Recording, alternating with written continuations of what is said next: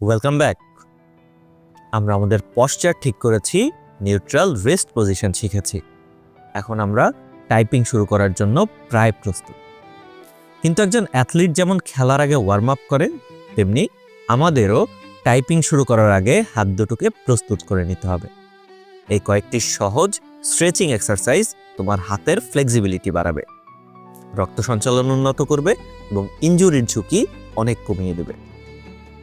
শুরু করার আগে সবচেয়ে জরুরি নিয়মটা মনে রাখবে, স্ট্রেচিং হবে জেন্টেল, কখনো এমনভাবে টান দেবে না যাতে ব্যথা লাগে।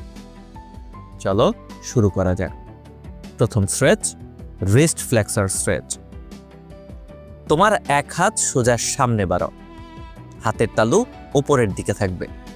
এবার অন্য হাত দিয়ে আঙুলগুলো ধরে আলতো করে নিচের দিকে বাঁকাও, যতক্ষণ না তুমি ফোর আর্মে একটা হালকা টান অনুভব করছো।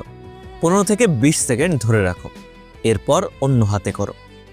দ্বিতীয় স্ট্রেচ, রিস্ট এক্সটেন্সর স্ট্রেচ। এবার হাতটা একইভাবে সামনে রাখো, কিন্তু হাতের তালু নিচের দিকে বাঁকাবে। অন্য হাত দিয়ে আঙুলগুলো ধরে আলতো করে তোমার শরীরের দিকে বাঁকাও। এটা 15 থেকে 20 সেকেন্ড ধরে রাখো এবং তারপর অন্য হাতে করো। এবং শেষ স্ট্রেচ, দ্য ফিঙ্গার স্প্রেড। তোমার হাতের মুঠি বন্ধ করো, তারপর আঙুলগুলো যতদূর সম্ভব প্রসারিত করো বা ছড়িয়ে দাও।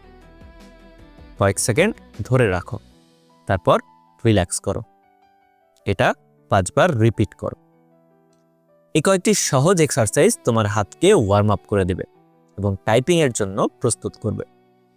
চেষ্টা করবে প্রত্যেকবার টাইপিং সেশনের আগে এই রুটিনটা ফলো করতে। আমাদের ফিজিক্যাল প্রিপারেশন এখন শেষ। আমরা আমাদের পরিবেশ এবং শরীর দুটোকেই প্রস্তুত করেছি। পরের লেসন থেকে আমরা কিবোর্ডের কিগুলোর সাথে পরিচিত হব এবং হোম রো মেথড দিয়ে আমরা আসল প্র্যাকটিস শুরু করব।